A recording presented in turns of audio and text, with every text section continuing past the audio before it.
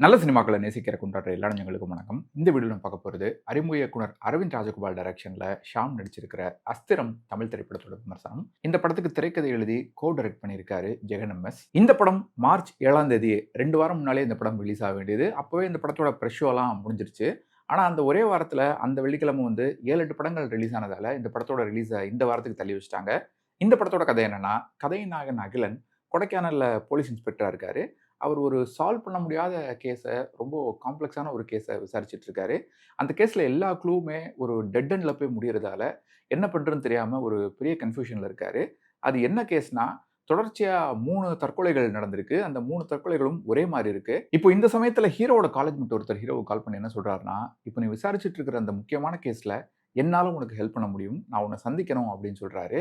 அதுக்கப்புறம் என்னாச்சு, இந்த தற்கொலைகளுக்கெல்லாம் யார் காரணம், முதல்ல இதெல்லாம் தற்கொலையா இல்லை கொலையா, இந்த தற்கொலை கேஸுக்கும் ஹீரோட ஃப்ரெண்டுக்கும் என்ன சம்மந்தம் அப்படின்னு பல கேள்விகளை சுற்றி நகருது இந்த அஸ்திரம் படத்தோட கதை. இந்த படத்தோட ப்ளஸ் பாயிண்ட்ஸ் என்னன்னா, இந்த படத்தோட ரன் டைம் முழுக்க ஓரளவுக்கு எங்கேஜிங்காகவே இருந்தது. அதுக்கு முக்கியமான காரணம், இந்த படத்தில் பாட்டு, காமெடி, ரொமான்ஸ் அப்படின்லாம் தேவையில்லாமல் நேரத்தை கடத்தாமல் கதை ஓரளவுக்கு ஃபோக்கஸ்டாகவே போச்சு. படத்தோட முதல் சீன்லேருந்தே கதைக்குள்ளே போயிட்டாங்க. படத்தோட ரன் டைமும் ரொம்ப கம்மி தான். 1 மணி நேரம் 50 நிமிஷம் தான் அந்த படம் ஓடுது. இன்டர்வல்ல நடக்கக்கூடிய விஷயம் எதிர்பாராத ஒன்றா தான் இருந்தது. செகண்ட் ஹாஃப் எப்படி இருக்க போகுது அப்படிங்கிற ஒரு சின்ன ஆர்வத்தை உண்டு பண்ணுற மாதிரியும் இருந்தது. ஆனால் எதுக்காக சில கேரக்டர்ஸ் அவங்களா சில உண்மைகள் ஒத்துக்கிறாங்க, எதுக்காக அவங்களா சில க்ளூஸ் கொடுக்குறாங்க அப்படிங்கிற ஒரு கேள்வியும் இருக்கத்தான் செஞ்சது. ஆனால் அந்த கேள்விகளுக்கான பதிலும் செகண்ட் ஹாஃப்ல இருந்தது.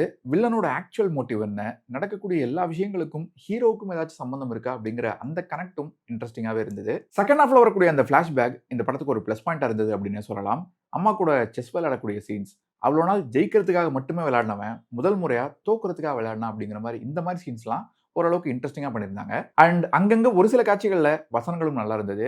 மதத்தையும் கடவுளையும் பிரச்சாரம் பண்ணி வளர்க்க வேண்டிய அவசியம் மனுஷனுக்கு இல்லை அப்படின்னு சொல்றது, மதம் மாறினா தான் ஹெல்ப் பண்ணுவேன் அப்படின்னு சொல்றான்னா அவன் கடவுளே இல்லை கட்சிக்காரன் அப்படின்னு சொல்றதுன்னு இந்த மாதிரி சில வசனங்கள். ஒரு நல்ல த்ரில்லர் படத்துக்கு படம் முழுக்க அந்த சஸ்பென்ஸ் மூட மெயின்டைன் பண்ணி சில முக்கியமான காட்சிகளில் அதை எலவேட் பண்ற மாதிரி சிறப்பான ஒரு பேக்ரவுண்ட் ஸ்கோர் தேவை.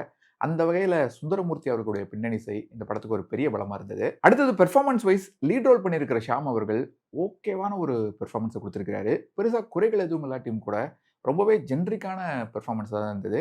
அவரை கம்பேர் பண்ணும்போது சில காட்சிகள் மட்டுமே வந்தாலும் ஹீரோயின் நிரா நீட்டான ஒரு பெர்ஃபார்மன்ஸை கொடுத்துருக்காங்க. அண்ட் ஃப்ளாஷ்பேக்கில் சின்ன வயசு மாட்டியான நினைச்சிருக்கக்கூடிய அந்த பையனும் ரொம்பவே நல்லா பண்ணியிருக்காரு. அந்த சீன்ஸை ஹோல்ட் பண்ணியிருக்கிறது அவரோட பெர்ஃபார்மன்ஸ் தான். அண்ட் சில முக்கியமான கேரக்டர்ஸில் அமெச்சூரான ஆக்டர்ஸை காஸ்ட் பண்ணியிருக்காங்க. அதுவே இந்த படத்துக்கு ஒரு பெரிய செட்பேக்காக இருந்தது, பெரிய மைனஸாக இருந்தது. உதாரணத்துக்கு இந்த படத்தோட முக்கியமான கேரக்டர், வில்லன் கேரக்டர் மார்ட்டினோட நடிகர் தெருவே அப்படி தான் இருந்தது. அதே போல் அந்த போலீஸ் கான்ஸ்டபிள் கேரக்டரில் வரவரும் அப்படி தான் இருந்தார். சில படங்களில் சில அறிமுக நடிகர்களை பார்க்கும்போதே தனியாக தெரிஞ்சிடும், ஒருவேளை ஒரு ப்ரொடியூசரோட பையனாக இருப்பாரோ இல்லை டேரக்டரோட ஃப்ரெண்டாக இருப்பாரோ, அதனால தான் இவங்க நடிக்க வச்சிருக்காங்களோ அப்படின்னு தோணும். அந்த மாதிரி தான் இந்த படத்தில் ஹீரோவுக்கு ஃப்ரெண்டாக படம் முழுக்க வரக்கூடிய அந்த கான்ஸ்டபிள் கேரக்டர் பண்ணியிருக்கிற பார்த்தாலும் அப்படிதான் தோணுச்சு. இந்த படத்தோட குறைகள் என்னன்னா, முதல் மைனஸ், இந்த படத்தோட ரைட்டிங் பல இடங்கள்ல ரொம்ப கன்வீனியன்ட்டாக இருந்தது. அண்ட் இந்த படத்தோட மேக்கிங் அண்ட் டைரக்ஷனும் பார்த்தீங்கன்னா சில இடங்கள்ல ரொம்பவே அமெச்சூராக இருந்தது. உதாரணத்துக்கு அந்த தம்பி கேரக்டர் யாரு அப்படிங்கிறதெல்லாம் ரொம்பவே கன்வீனியன்ட்டான ஒரு விஷயமா தான் இருந்தது. படத்தில் இருக்கிறதே அதிகபட்சம் ஒரு 7-8 கேரக்டர் தான். இதில் வேற யாரா இருக்க போறாங்க அப்படிங்கிற மாதிரி தான் தோணுச்சு. இந்த கதை நடக்கிற ஏரியாவே ரொம்ப சின்ன ஒரு சர்க்கிளா இருக்கிறதால எல்லா விஷயங்களையும் அவங்க சௌகரியத்துக்கு ஏற்ற மாதிரி வச்சுக்கிட்டாங்களா, இல்லை எல்லாத்தையுமே அவங்களோட கன்வீனியன்ஸ்க்காக வச்சுக்கிறதுக்காக கதை நடக்கிற ஏரியாவை ரொம்ப சின்ன சர்க்கிளா வச்சுக்கிட்டாங்களா அப்படின்னு தெரியல. ஆனால் அதுவே இந்த படத்தோட சுவாரஸ்யத்தை நிறைய இடங்கள்ல பயங்கரமாக குறைச்சிருது. அதனாலேயே சில முக்கியமான ட்விஸ்டையும் ஈஸியாக ப்ரெடிக்ட் பண்ண முடியுது. அண்ட் செகண்ட் ஹாஃப்ல நடந்த எல்லா விஷயங்களையுமே நிலகல் ரவி கேரக்டர் எக்ஸ்பிளைன் பண்ணுற மாதிரி ஒரு சீன் வருது இல்லையா, அதெல்லாம் ரொம்ப ரொம்ப ஜென்ரிக்கா சுவாரஸ்யமே இல்லாமல் இருந்தது. அதாவது எப்படி வில்லனால இதெல்லாம் பண்ண முடிஞ்சது, எப்படி இதெல்லாம் சாத்தியமாச்சு, எப்படி அவர் பண்ணாரு அப்படின்னு சொல்றாரு இல்லையா, அந்த விஷயம் நம்ம இதுக்கு முன்னாலே நிறைய தடவை கேள்விப்பட்ட நிறைய படங்கள்ல நம்ம பார்த்துருக்கோம். இருந்தாலும் அதை இந்த படத்துல ரொம்ப ஃப்ரெஷ்ஷான ஒரு ஐடியா மாதிரி, யாருக்குமே தெரியாத ஒரு விஷயம் மாதிரி சொல்றாங்க. ஹீரோ ஒரு போலீஸ் ஆஃபீஸரு, ஆனா அவரே அப்பதான் அதை முதல் முறையா கேள்விப்படுற மாதிரி ரியாக்ட் பண்றாரு. அது ரொம்ப முக்கியமான ஒரு சீனா வந்திருக்க வேண்டிய ஒரு காட்சி இந்த படத்துல. ஆனா அந்த சீன் ஸ்டேஜ் பண்ணப்பட்ட விதத்தாலையும் ரொம்ப சுமாரான டயலாக்ஸாலையும் அந்த சீனே ரொம்ப வீக் ஆயிடுச்சு. அண்ட் படம் நெடுக நிறைய ஃபிளாஷ் கட்ஸ் வந்துகிட்டே இருக்கு. ஃபர்ஸ்ட் ஹாஃப்ல ஏற்கனவே சொன்ன விஷயங்களை ஆடியன்ஸுக்கு திரும்ப திரும்ப ரிமைண்ட் பண்ற மாதிரி வரக்கூடிய விஷயங்கள்லாம் ரொம்பவே ரெப்படிட்டிவா ஃபீல் ஆச்சு. அதே போல ஆடியன்ஸுக்கு ரொம்ப ஸ்பூன் ஃபீட் பண்ற மாதிரியும், ஆடியன்ஸோட இன்டெலிஜென்ஸை அண்டர் எஸ்டிமேட் பண்ற மாதிரி தான் இருந்தது. அண்ட் இந்த படத்தோட மிக முக்கியமான மைனஸ், படம் முழுக்க அவ்வளோ பில்டப் பண்ணிட்டு தி கிங் வில் அரைவ் அது இதுன்னு என்னென்னமோ சொல்லிட்டு கிளைமேக்ஸ்ல அந்த வில்லன் கேரக்டரை காட்டுறப்போ அவரை செம்ம டம்மி பண்ணிடுறாங்க.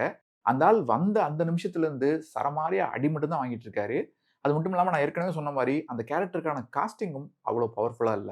அண்ட் ஹீரோயினுக்கு குழந்தை பொறக்காதத பத்தி ஒரு குட்டி ஃபிளாஷ்பேக். அதுக்கப்புறமா அந்த கான்ஸ்டபிளோட மனைவியோட வளகாப்பப்போ வரக்கூடிய ஒரு பாட்டுன்னு, இந்த மாரி விஷயங்கள் வந்து வெறும் 1 1/4 மணி நேரம் ஓடக்கூடிய இந்த படத்துல, அந்த விஷயங்களுக்கு அவ்வளோ முக்கியத்துவம் குடுத்திருக்க வேணாமோ! அப்படின்னு தோணுச்சு. ஏன்னா, படம் முடிஞ்ச பின்னால வரக்கூடிய அந்த விஷயமும் வந்து அவ்வளோ பெருசா கனெக்ட் ஆகல. அந்த எமோஷனும் பெருசா ஒர்க் ஆகல. மொத்தத்துல இந்த அஸ்திரம் திரைப்படம் எப்படி இருக்குன்னு கேட்டீங்கன்னா, ஸ்ட்ரிக்ட்லி ஆவரேஜான ஒரு மிஸ்ட்ரி த்ரில்லர். இந்த படத்தோட அமெச்சூரான மேக்கிங்கும், கன்வீனியன்ட்டான ரைட்டிங்கும் தான் இந்த படத்தோட பெரிய மைனஸா இருந்தது. ஒருவேளை உங்களுக்கு த்ரில்லர் படங்கள் ரொம்ப பிடிக்கும், லாஜிக் சம்மந்தப்பட்ட விஷயங்கள்லாம் பெருசா கண்டுக்க மாட்டீங்க அப்படின்னா, இந்த படத்த நீங்க ட்ரை பண்ணி பார்க்கலாம். ஸோ இந்த ரிவ்யூ உங்களுக்கு பிடிச்சிருந்தா, மறக்காம உங்க ஃபிரெண்ட்ஸ் அண்ட் ஃபேமிலி கூட ஷேர் பண்ணுங்க. இந்த அஸ்திரம் படத்த நீங்க ஏற்கனவே தியேட்டர்ல பார்த்திருந்தீங்கன்னா, உங்களோட கருத்துக்கள மறக்காம கீழ கமெண்ட்ஸ்ல சொல்லுங்க. மீண்டும் வேற ஒரு வீடியோல சந்திப்போம். இன்னும் நிறைய சினிமாக்கள் பார்ப்போம். நிறைய சினிமாக்கள் பத்தி பேசுவோம். நன்றி.